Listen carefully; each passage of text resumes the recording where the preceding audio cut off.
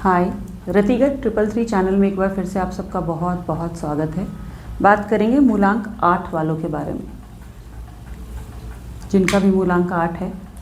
चलिए जानते हैं अप्रैल मंथ में आपके लिए क्या कुछ खास है, आपको क्या प्रिकॉशन लेने की ज़रूरत है, क्या कुछ गुड न्यूज़ आ रही है, बैड न्यूज़ आ रही है, या क्या मेंटली आपको किस चीज़ के लिए प्रिपरेशन रखना है। बहुत ही स्कैटर्ड एनर्जी आई है आपकी भी, बट हम सारे कार्ड्स तो रीड नहीं कर सकते।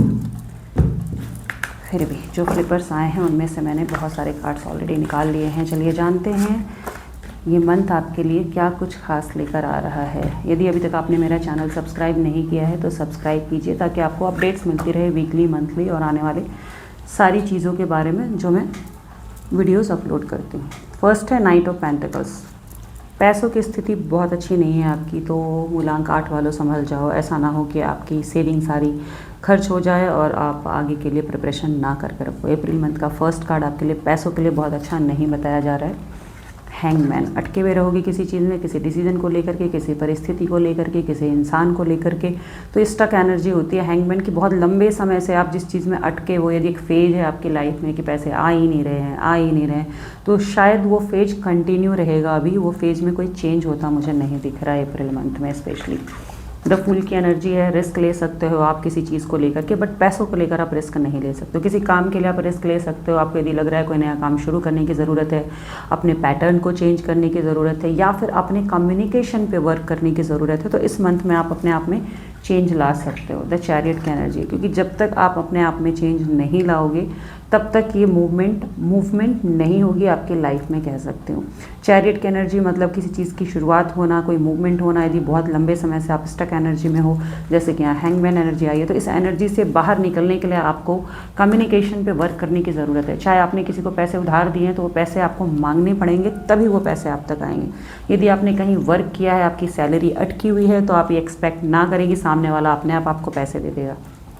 बिकॉज यहाँ पे मुझे द फूल की energy with chariot, it means कि आपको अपने ही अर्न किए हुए पैसे किसी से मांगने की ज़रूरत है, वरना वो पैसे आप तक नहीं पहुँचेंगे। अप्रैल मंथ में स्पेशली आपके लिए है अवेयरनेस कि अपने पैसों की स्थिति को जानते हुए अपने पैसों की अर्निंग को अपने तक पहुँचाने के लिए आपको एफर्ट लगाने की ज़रूरत है। यहाँ पे व्हील ऑफ फॉर्चून है। बहुत लंबे समय के बाद एक बड़ा चेंज आता हुआ दिख रहा है। मतलब यदि 10 महीनों से, 10 सालों से यदि आपकी लाइफ में कोई ऐसा चक्र चला आ रहा है ना, जिसको कहते हैं कि ख़त्म ही नहीं हो रहा, वही चीज़ें कब सुलझेंगी, कब मेरी प्रॉब्लम ख़त्म होगी, कब ये इंसान बदलेगा, कब परिस्थितियाँ बदलेंगी, तो वो एक बड़ा चेंज अप्रैल के एंड में मुझे दिखाई दे रहा है। अप्रैल एंड में आपकी परिस्थितियाँ सुधर जाएंगी।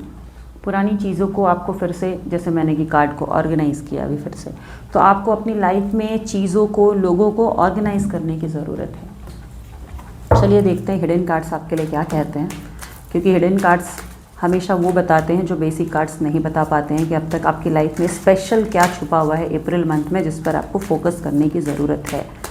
एक फ्लिपर आ चुका है, हम एक और का वेट कर रहे हैं, देखते हैं। चलिए जानते हैं क्या है।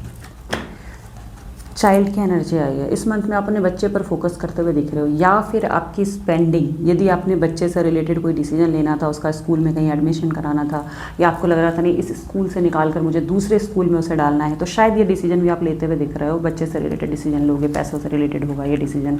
एंड पॉवर्टी, आप डिसीजन ले तो लोगे मगर पैसों की स्थिति बहुत अच्छी नहीं है। फर्स्ट कार्ड से लेकर एंड कार्ड तक आपके पैसों की स्थिति बहुत अच्छी नहीं है। तो मूलांक 8 वालों संभल कर रहना। अप्रैल मंथ में बहुत ज़्यादा खर्च नहीं करना है। सेविंग वाली मनी को बहुत ज़्यादा सोच समझ कर खर्च करना है। यदि कोई बड़ा डिसीजन लेना है तो थोड़े टाइम के लिए उसको टाल सकते हो आप। अप्रैल मंथ के एंड तक एटलीस्ट उसे टाल दो। डिसीजन लेना है तो बहुत सोच समझ कर लेना पैसों से रिलेटेड, क्योंकि मुझे पैसों की स्थिति बहुत अच्छी यहाँ पे नहीं दिखाई दे रही है। ओवरऑल मिक्स्ड कार्ड है यहाँ पे। बहुत स्ट्रेसफुल बात नहीं है, बट यदि आपके पास पैसे ही नहीं होंगे तो सारी प्लानिंग ख़राब हो जाती है। तो पैसों की स्थिति को लेकर आपको मेंटली डिसीजन मेकिंग बहुत सोच समझ कर करना है। आज की रीडिंग यहीं फिनिश होती है। अप्रैल मंथ के लिए आप मेंटली प्रिपेयर हो जाओ, क्या प्रिकॉशंस लेने हैं। और यदि आपको मेरी रीडिंग पसंद आई है तो लाइक कीजिए, शेयर कीजिए एंड सब्सक्राइब कीजिए, ताकि आपको वीकली, मंथली और स्पेशल रीडिंग्स मिलती रहे, जिससे आप अपडेटेड रहो और आप अपने लिए मेंटली प्रिपेयर रहो कि नेक्स्ट मुझे क्या करना है। रीडिंग पसंद आई है तो आप शेयर भी करो। आपके फैमिली में यदि कोई मूलांक 8 वाला है तो उसे भी बता दो कि हाँ भाई आपको ऐसे ऐसे मेंटली प्रिपेयर रहना है। आज के लिए बस इतना ही। Thank you so much.